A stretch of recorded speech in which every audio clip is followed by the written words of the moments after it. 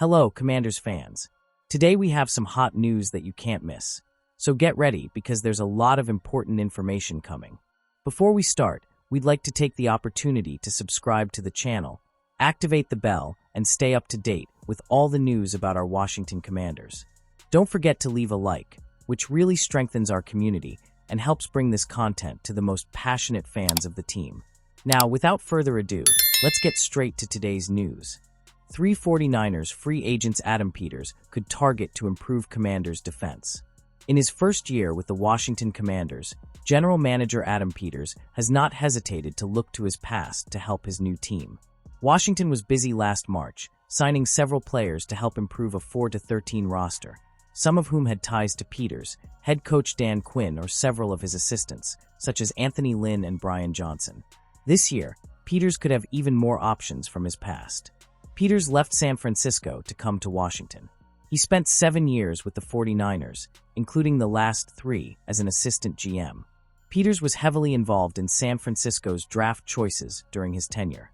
In March, several players the 49ers acquired during Peters' time in the Bay Area will be free agents, primarily on the defensive side of the ball. That fits Washington's needs well.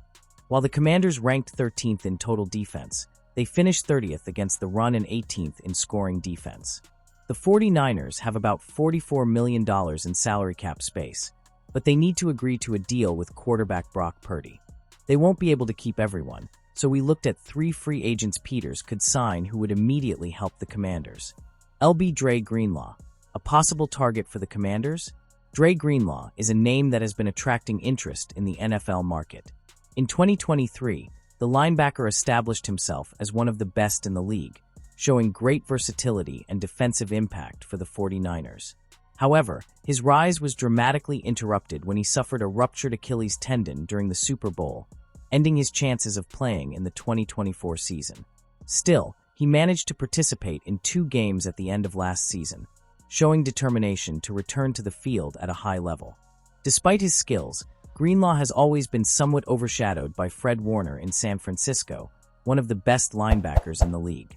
This raises the question, is he looking for a new team where he can be the centerpiece of the defense? However, there is a dilemma surrounding a possible signing by the Washington Commanders. Greenlaw plays outside linebacker, a position that already features Frankie Louvu, widely regarded as the team's best defender. Additionally, Washington also has Bobby Wagner, who plays inside linebacker and is a high-caliber veteran.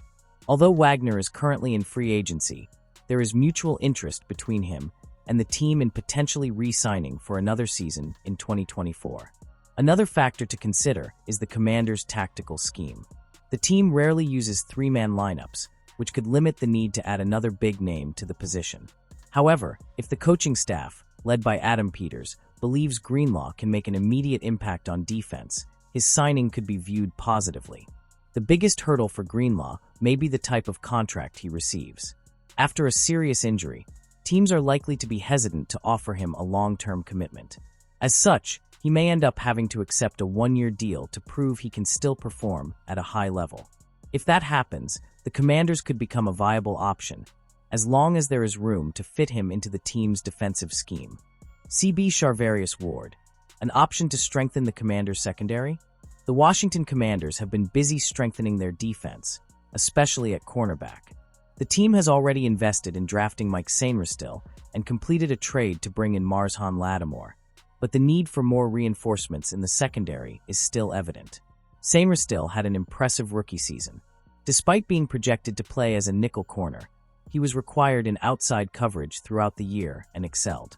Now, the big question for Washington is, keep him in the outside role, at a slot cornerback, or move him to his original position and look for a perimeter CB. Lattimore, on the other hand, did not have the impact expected after his arrival from the New Orleans Saints in a mid-season trade. His performance was below his usual level, but according to General Manager Adam Peters, that was due to the fact that he was never fully healthy. During the end-of-season press conference, Peters stressed that Lattimore remains a key player in the 2024 defensive plans and that an injury-free offseason could be essential for his return to the top level. Given the competition in the NFC East, developing the secondary is a priority.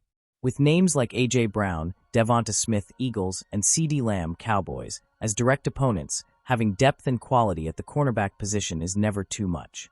In this scenario, Charvarius Ward emerges as a strong alternative.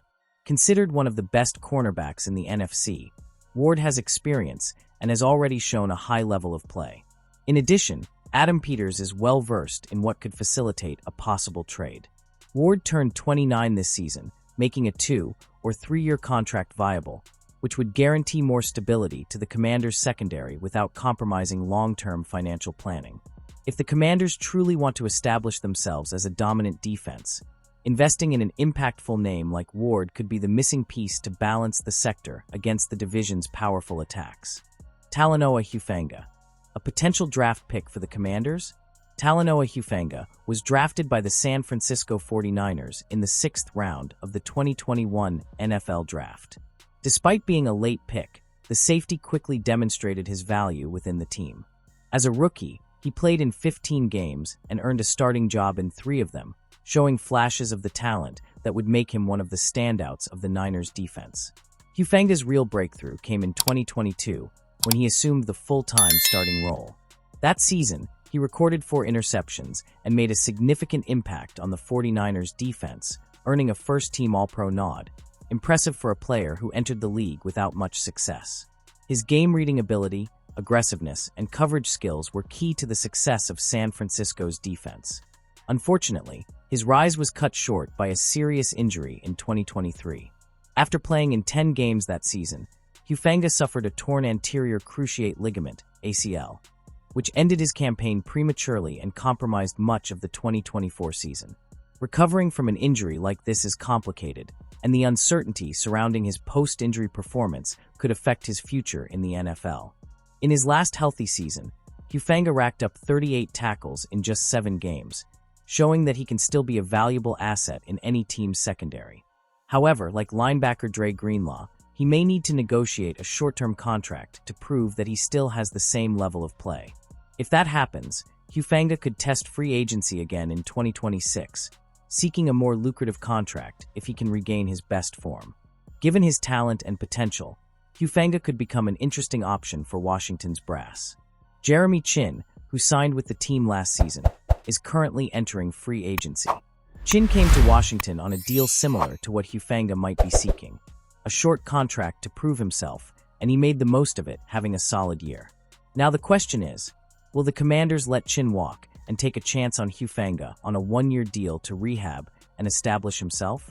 General Manager Adam Peters may consider such a move, especially if he believes Hufanga can return to his stated level in 2022. If healthy, he has the potential to be one of the most impactful safeties in the league. The Commanders will certainly evaluate their options at the position, but it wouldn't be a surprise if Hufanga appears on the team's radar as a low-risk, high-reward option.